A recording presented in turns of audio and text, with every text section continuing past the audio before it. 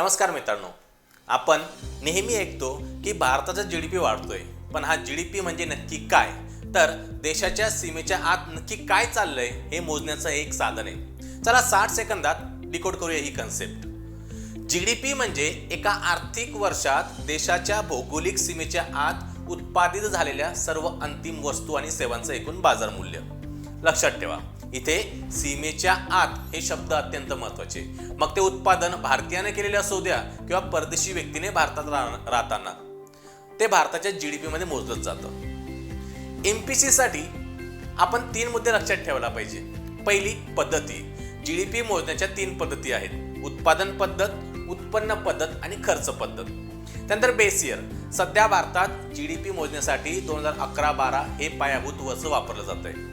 कोण मोजतं? तर सांख्यिकी आणि कार्यक्रम अंमलबजावणी मंत्रालय जे आहे त्याच्या अंतर्गत एनएसओ म्हणजे नॅशनल स्टॅटिस्टिकल ऑफिस ही संस्था जीडीपी भारतामध्ये मोजते आणि जाहीर करते. जेव्हा आपण महागाईचा विचार न करता जीडीपी मोजतो त्याला नॉमिनल जीडीपी असं म्हणतात, आणि जेव्हा महागाई वजा करून स्थिर किमतीवर आपण मोजतो त्याला रिअल जीडीपी म्हणतात. त्यामुळे परीक्षेसाठी रिअल जीडीपी हाच खरा आर्थिक निर्देशक मानला जातो.